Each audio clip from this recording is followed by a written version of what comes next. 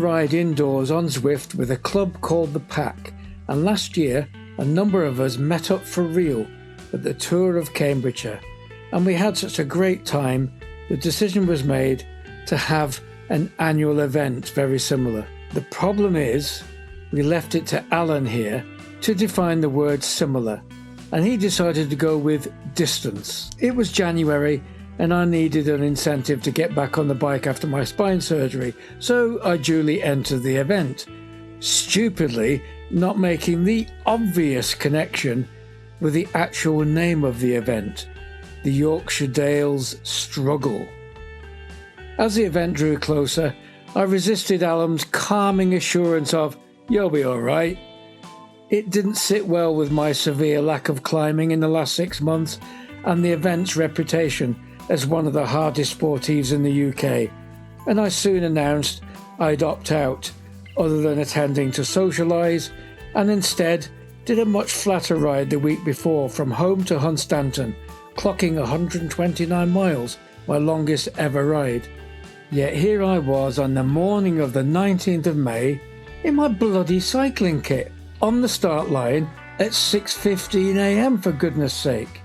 The reason I changed my mind is because I'm weak and I'm susceptible to peer pressure. I heard that. The day before, we gathered at the Cold Bath Brewery. What a great venue for a registration for an event, and a so-called warm-up ride. This warm-up ride was way too much elevation in 22 miles for a warm-up in my opinion, but I was committed to the event, and hey, I love the challenge. 5:44 a.m.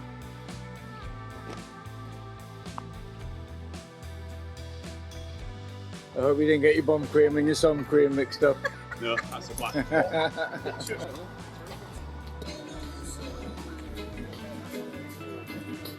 This is David. David's had a total of 7 hours sleep in the last 48. And now I'm going to do the Dales. David's now going to do the hardest bike ride in his life. What is going on? And I think we're almost ready. We're ready to struggle.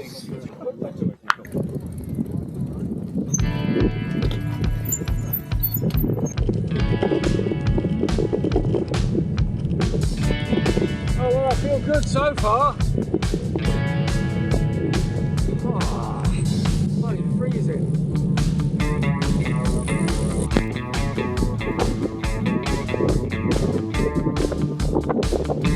First climb done, only a small one. The first of 27 significant climbs. After just one short climb, I'm already getting dropped, and it feels like everyone in the field has overtaken me. This lot will probably finish hours before I do. Yeah, I'll be doing the same shortly. I'll have to eat a banana to make room for it. I've chosen the Apple Music playlist Feeling Happy to play because I know I'm going to be feeling grumpy a lot of the day. Hopefully there's a bit of a equalisation. Oh dear, natural break already.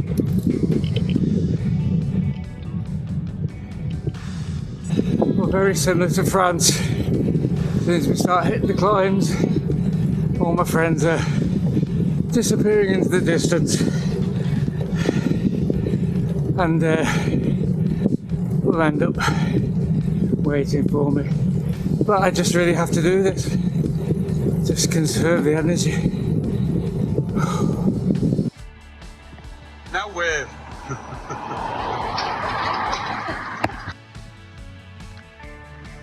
Keep going, Eric.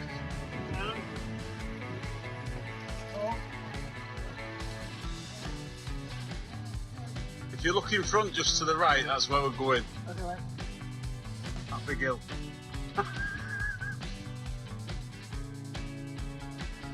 Go, Darren. Just coming. Go on, Darren.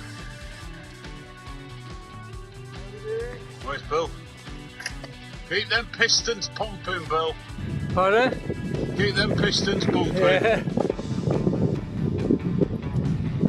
It was great that Alan waited, and as I dropped back again on the first major climb, Dyke Lane, There was always the sight of flashing rear lights and luminous jackets to fix onto. That's that one done. Woohoo!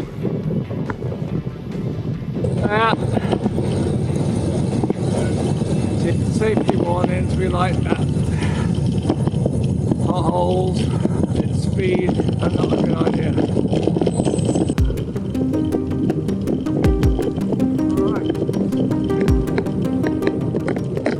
As I went down this very sketchy descent, I was completely separated now. No other riders in view, other than the occasional one whizzing past me. I kept that chap in my sights, and we both overtook a couple of others as we passed through this town. This climb looks like a bit of a bucket. Take your time. Hello, hello. I do believe that's the hill going up there to the right, for God's sake. Hellfire. Oh God. No, I can hardly turn the pedals already. After this climb, which I thought at the time came later in the ride, I thought the guys might be waiting for me, but my lack of fitness and strength meant I'd be holding them up way too much, so they probably gave up. 2,000 feet of climbing in the first 17 miles. Oh, it's not like I didn't expect it. And oh, look what's coming up. Oh, yummy. I'll be getting up and walking here, I think.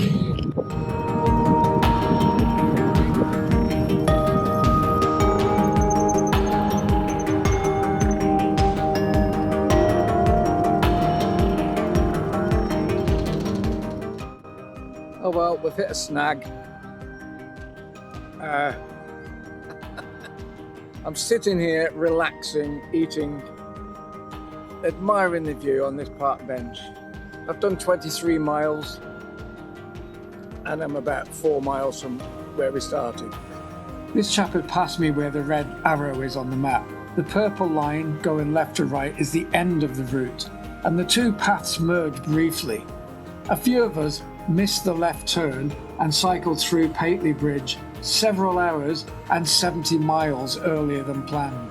There were still yellow arrows telling us where to turn, and our Garmins were still giving us instructions. And I did wonder why the guys weren't waiting for me. And there was also a distinct lack of cyclists ahead of us. And then I glanced down eventually at the Garmin, which was set to count down how many miles to the end, and it was telling me there was like 4.5 miles to go. And I'm thinking, something's definitely gone wrong. So the other guys have contacted one of them, and they're at the top of Trapping Hill, which is far enough away for me to say I'm not going to try and find the route and catch them up. I'm just going to bail out and cycle to the end and leave the struggle for another time. I was already going to find it difficult, and doing the struggle and extras is really not my cup of tea today. So we're going to call it a day. Now, I had been saying for a while to the guys that I wasn't going to do this event, because I felt it was probably going to be too difficult for me, my level of fitness at the moment. So I wouldn't blame them for thinking that this was a little ruse by me done on purpose to get away with it. But no, I don't need to do that. I'm quite happy to say I really don't think it's for me. I'm kind of disappointed because when I did the Malum climb, it hit 16% at times. It wasn't that long, and I got up. So I'm thinking, yeah, I could well have completed it, but I don't want to be doing extras. And also, I don't want them to feel obliged to wait for me and spoil their day. So, yeah. It's a social event, and we had a great time socially with them, and will again tonight. And they regale-tailed their exploits today. So that'll do me. I'll go through the finish line and record a course record. Yeah. Yeah, so you've gone to Pateley Bridge and you've missed the left turn. No. It's a double arrow by the petrol station that's to your left. Oh dear. But it was just interesting that almost immediately You picked up the route. the GPX picks up the route and you think you're okay. Well, I've got a temporary course record. In spite of that claim, I resisted the temptation to help myself to an undeserved finisher's medal. So as a result of this cock-up, there are only a few bits of footage of my friend's continued magnificent struggle.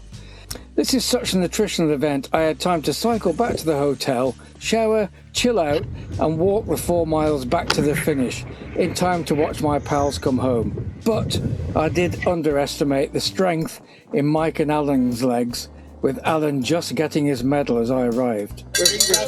Mike ahead of you? Yeah. Yes, I've missed Mike. Mike finished. Hey mate, well done you. Well done. How are you? I was joking. I think I've got the one time 7:14. I think. That's complete. Well done, guys. Well done. We sat watching the boys' progress on Eric's live tracker, which hadn't moved for some time, as they took an extended rest and pork pie top-up at the final feed stop, with just 20 strength-sapping miles left. Meanwhile, Alan and Mike amused themselves by showing off their prizes. 2 Billy No medals here. You like the medal? Get one. Get back and earn one. Triumphant riders continued to cross the line, including Al Bethan, with a time of 9 hours 10 minutes. Before we sent out a search party, our tired trio was spotted entering the finishing arena, and I appreciated right then exactly why we do these things. Yes, I'd been spared the suffering and body-breaking effort of over 100 miles of devilish Yorkshire climbs. 11.5 hours after leaving here. But I felt very envious right now at being robbed of sharing this moment with these 3 heroes. The sense of satisfaction at the end just can't be beaten. Summed up by Eric as Type 2 fun. Absolutely brilliant, guys. Well done, well done. Cursing, swearing and regretting it all at the time, but the fun is really had as you cross the line and beyond. That's Type 2 fun. You alright, Bill? I'm pissed off I'm not with you. Quite brutal, isn't it? Eric the Viking. How was it? Now I already think it was nice. Type 2. Type 2 fun, yeah. Hey, Bill, did you actually eat anything on the at all? I had a little bit. Oh, thank God. Are you hallucinating yet? Oh, Christ. Box Hill on Friday? Box Hill 2026. Yeah, should we wake you up on Tuesday? Madness, isn't it? Well done. Would you do it again? It's one of those, isn't it? It's one of those. Having said that, off again tomorrow. Yeah. Well, you won't be awake tomorrow. The thing is, it's an addictive thing, something like this. Yeah, once you've finished. You do something like that. Yeah, but now I'm feeling quite fresh already. And that is. Now you just take the tits. If any event typified the pack motto "Stronger Together," then this one was it.